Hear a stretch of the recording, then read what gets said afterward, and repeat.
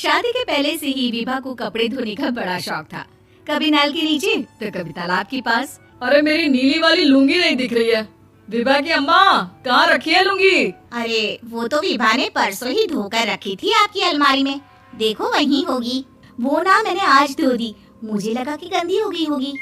अरे कैसे गंदी हो गई थी, उसे तो मैंने पहना भी नहीं। हे भगवान, इस लड़की के कपड़े धोने की आदत से परेशान हो गया हूँ मैं।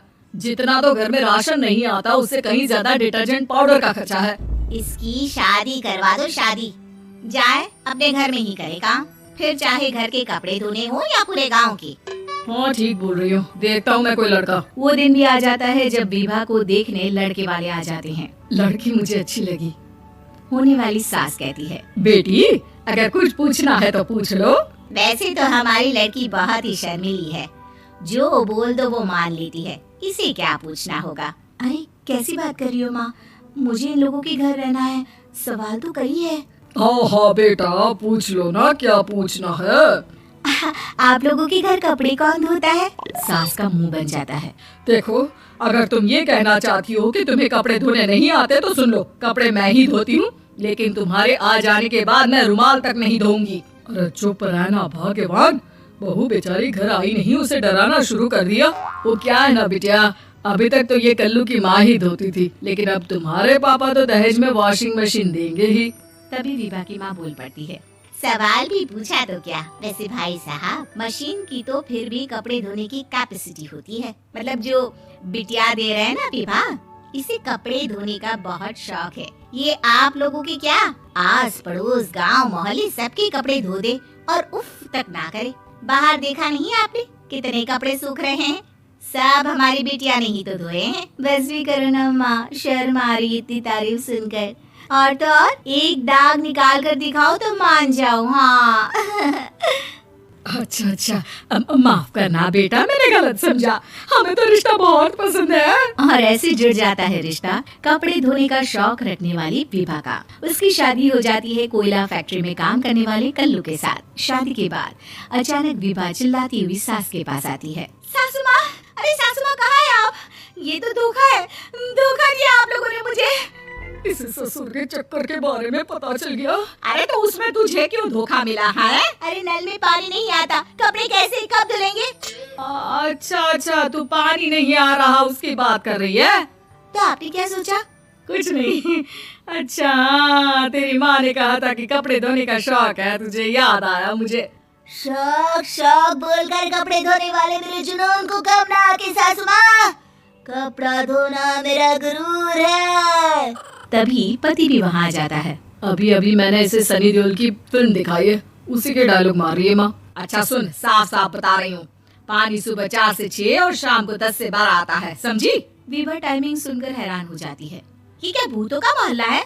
सुबह 4 बजे उठकर कौन कपड़े धोता है? 4 बजे टंकी में पानी जाता है, फिर सारा दिन धोना ना, किसने मना किया?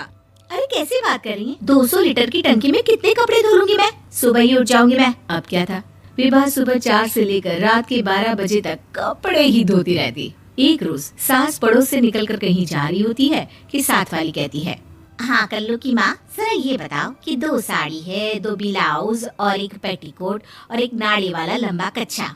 हाँ तो? अरे तो क्या, कितना लोगी धुलाई ये बताओ। धोबन दिख रहे हैं हम क्या? हमारे पति सरकारी नौकरी से अभी रिटायर हुए हैं और बेटा सुपरवाइजर है कोयला फैक्ट्री में। धोबन समझ रखा है हमें?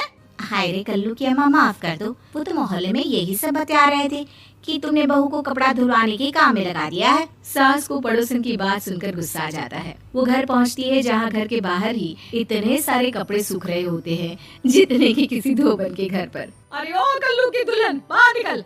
माँ जी यहीं आ जाओ, बाथरूम में चादर धो रहे हैं हम। अरे अभी हम धोते हैं, तुमको बाहर निकलो। ये आस पड़ोस वाले बोल रहे हैं कि हम बहू से कपड़े धुलवा कर उसे कपड़ा धोने वाली बना दिए हैं। अरे छोड़ो ना माँ जी, किन लोगों की बातों में आती हो?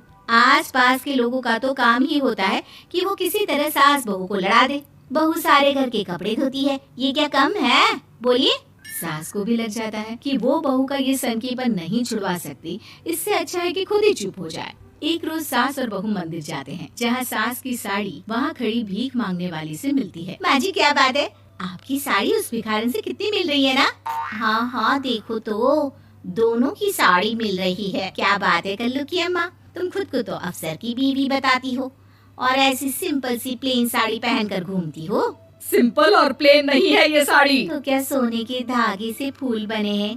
कुछ भी सासू माँ, कुछ भी। हाँ बने थे इस साड़ी में सोने के धागे से फूल। मेरे पति लेकर आए थे मद्रास से स्पेशली मेरे लिए 10,000 की। ताहे भाई साहब इस भिखारन के लिए भी सेम टू सेम साड़ी लेकर आए होंगे 10,000 की। सास उस वक्त कुछ नहीं कहती, लेकिन बहू के साथ घर आती है और अलमारी से एल्बम निकाल कर लाती है। ये साड़ी देख रही है, ये वही साड़ी है जिसे मैंने अभी पहना था। इस साड़ी में ये जो चमकदार फूल दिख रहे हैं ना, ये सोने के धागों से काटे गए हैं। लेकिन तू लोकल वॉशिंग मशीन ब्रश से घिस घिस कर सारे फूलों को निकाल कर साड़ी प्लेन कर दी। मुझे माफ कर दीजिए सासू माँ। और तो और, जब मैंने तुझे तेरी गलती के लिए कुछ नहीं कहा, लेकिन तूने तो सबके सामने मेरा मजाक ही बना दिया। क्यों? बहू को समझ में आ जाता है कि अब से उस